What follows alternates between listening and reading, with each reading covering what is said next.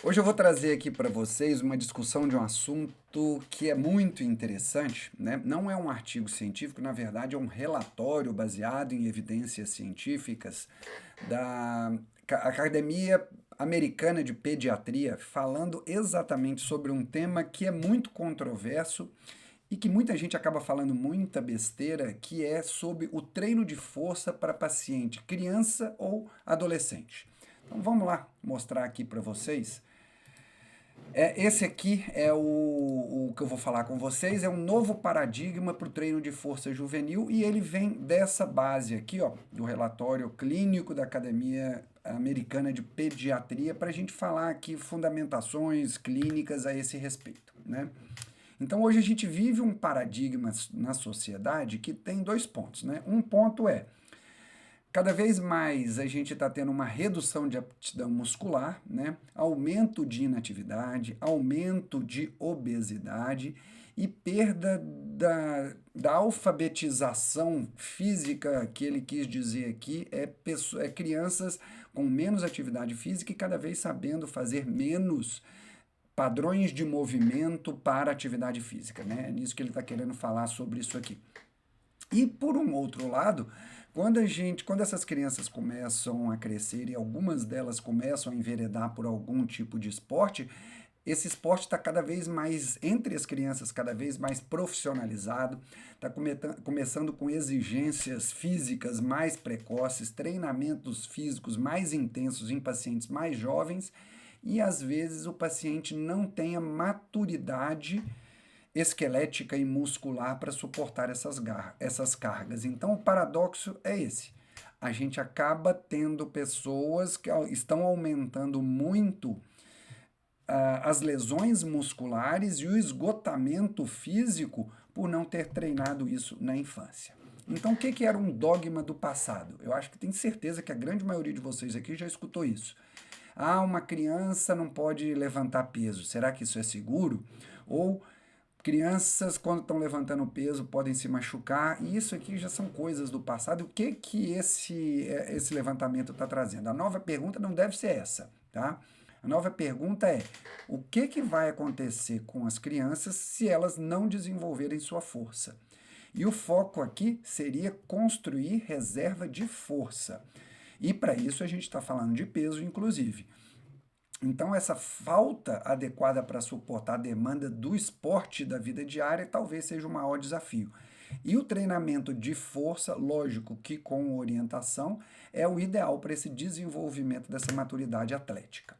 Isso aqui esse ponto aqui é muito interessante quando a gente vai falar do treino de força em criança, né? Então, ó, crianças pré-púberes, antes da puberdade. A criança pré-púbere, ela não tem os hormônios da puberdade, mas mesmo assim ela ganha força. Ela ganha força principalmente através do recrutamento neural. Então, o sistema nervoso dessa criança, quando ela é exposta a certos exercícios, ele se torna mais eficiente em recrutar essa musculatura e isso dá força para essa criança sem hipertrofia. À medida que entra na puberdade, aí a gente começa a ter a questão hormonal, além da força, ela vai ganhar hipertrofia muscular, certo? Vamos para os mitos e para as novas evidências. Mito: treino de força prejudica o crescimento linear, ou crescimento ou altura final dessas crianças, porque fecha a placa de crescimento. Bom, programas bem desenhados, a gente vê que não tem nenhum tipo de repercussão sobre as placas epifisárias, então o crescimento linear, que é a altura ou o sistema cardiovascular está protegido, isso aqui é um mito, não tem sentido. Crianças que fazem muito treino de força vão ficar musculosas e com isso vão perder a flexibilidade. A gente já viu. Crianças antes da puberdade, que é o maior medo de todo mundo, elas não vão ter hipertrofia. Elas vão ter melhoras de mecanismos neuromusculares, não vão ter músculo indesejado. E essa questão da flexibilidade é ao contrário. Quanto mais exercício, né, exercícios principalmente com amplitude mantida, essas crianças podem ter mais flexibilidade. E o teste de repetição máxima, com uma repetição máxima, é prejudicial para a criança. Deixa eu só explicar esse teste. Na verdade, esse teste ele é feito para os educadores físicos terem uma noção da força do paciente ou do atleta ou da criança nesse ponto, né? Então, por exemplo, a carga máxima que essa pessoa consegue colocar para executar apenas um movimento. Então, vamos supor que a pessoa vai fazer peito, vai fazer um supino reto. A gente coloca a maior carga possível para ela fazer pelo menos uma repetição e aí vai servir como parâmetro. Então, muita gente acha que fazer esse teste em crianças pode ser prejudicial. Hoje já está mais do que validado, que é confiável, ele serve para avaliar padrão de força e de potência, lógico, desde que com supervisão, né? Isso não vai trazer nenhum tipo de problema. Agora a gente está falando de alguns benefícios do exercício resistido para essas crianças que vão muito além de ganho de massa muscular, até porque a gente já viu que uma parte dessas crianças nem massa muscular vai ganhar. Mas, por exemplo, saúde óssea e metabólica. Então, vai aumentar a densidade mineral óssea, vai melhorar perfil metabólico, e isso pode ser uma ferramenta de adesão para pacientes com sobrepeso ou obesidade, em comparação àqueles exercícios aeróbicos tradicionais, corrida, etc. Além disso, pode ter uma alfabetização física, que é o quê? Essa criança aprender a fazer os movimentos, melhorar a performance dos movimentos e isso, inclusive, diminuir lesão. Né? Então, essa criança ela pode ter mais confiança na execução desses movimentos, aumentar a competência para se mover e para fazer algumas atividades físicas. Né? E ainda uma pré-habilitação. O que seria isso? Uma prevenção proativa, que seria fortalecimento muscular e fortalecimento articular, além do ganho biomecânico para isso, para a gente evitar lesões agudas ou crônicas. Então, como que essa pré-habilitação pode ser feita? A força pode servir para essa criança como uma armadura. Então, existem alguns programas aí de prevenção em que essa melhora de força muscular por recrutamento neuromuscular e melhora de execução de exercício pode trazer benefícios mecânicos, por exemplo, estabilizar um ombro, por exemplo, estabilizar um joelho para ter menos lesão, tanto em esportes que usam o ombro quanto em esportes que usam o joelho, por exemplo, no futebol aqui no Brasil, que é o mais comum. Então, quando a gente está falando de treino em crianças, o que a gente tem que levar em consideração? 3 pontos. Idade cronológica. Quando que a criança está apta a começar a fazer treino de força? Geralmente entre 5 e 7 anos, bem novinha. E você percebe, não dá para cravar essa idade, mas quando você percebe que ela está pronta, se ela já está pronta para fazer esportes com organização, tipo esportes em time, ela já está pronta para fazer exercício de peso, seja peso corporal, seja peso muito leve, certo?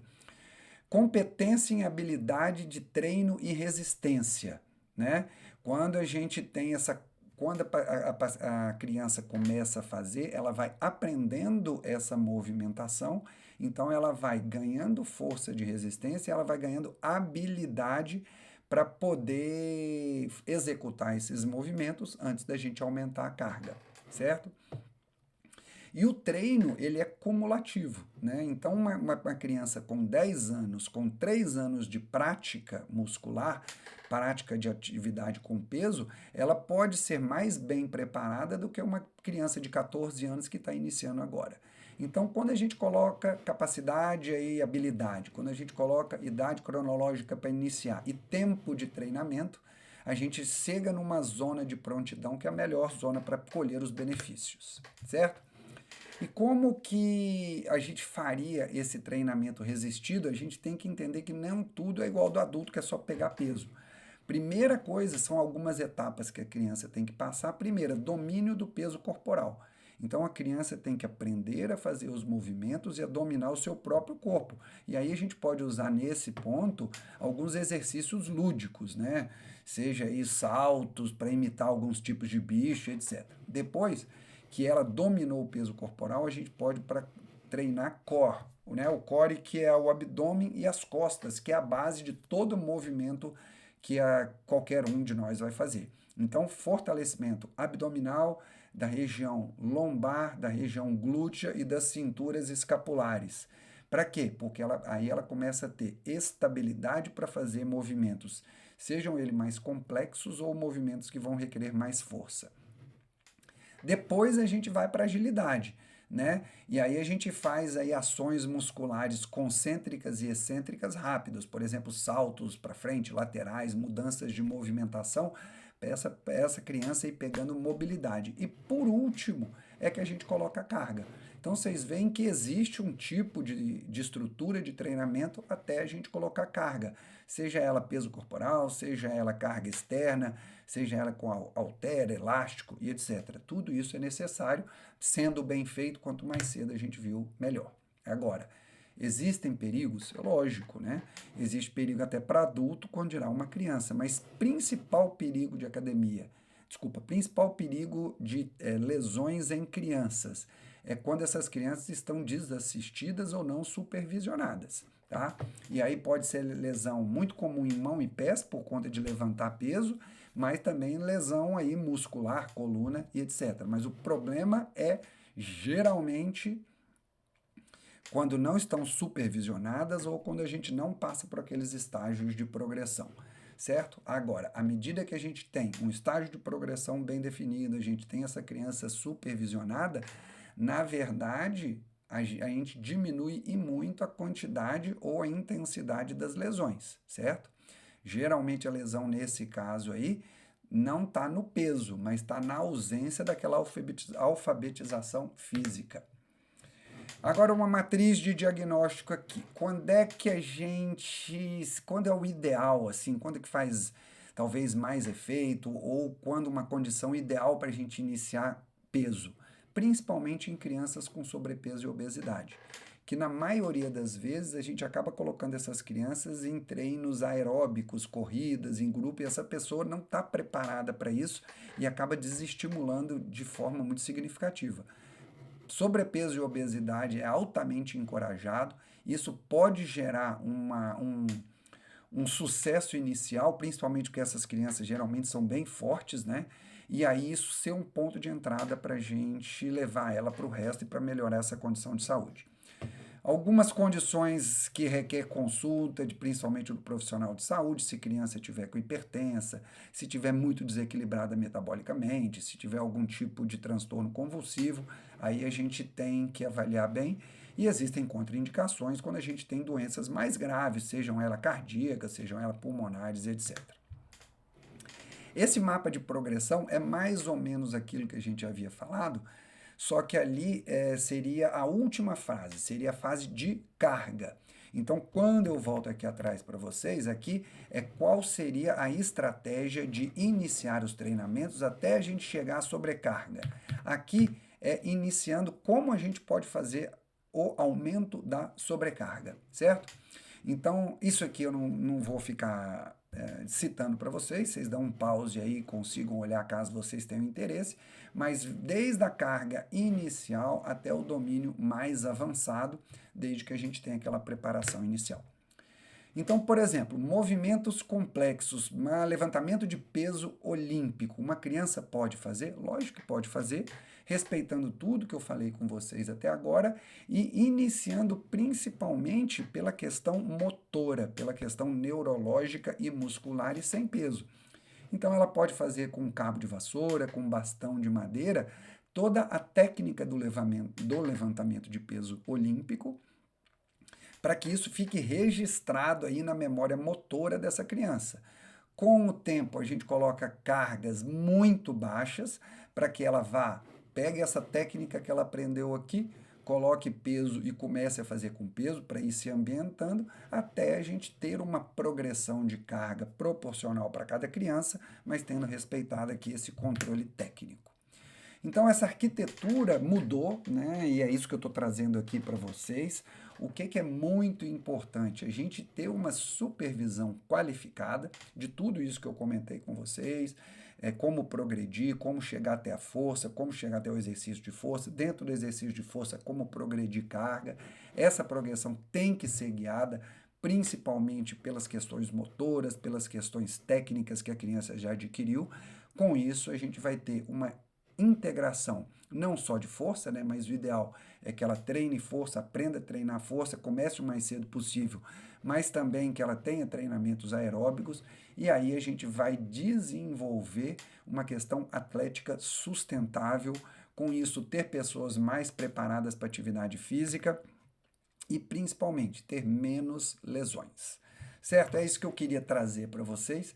É um assunto que eu estou estudando um pouco mais porque eu tenho recebido muitos pacientes, principalmente adolescentes, né, e adultos jovens, e o que a gente percebe é que a grande parte desses adolescentes vieram de um passado de inatividade ou tem muito pouco treinamento mecânico, e isso é muito importante, tá? Se você achou que esse vídeo foi interessante para você, curta. Se você acha que pode favorecer alguém aí, principalmente atletas mirins, mas principalmente mães e pais que têm algum tipo de receio de colocar os filhos em atividade física mais intensa, encaminhe para ele, tá bom? Até a próxima.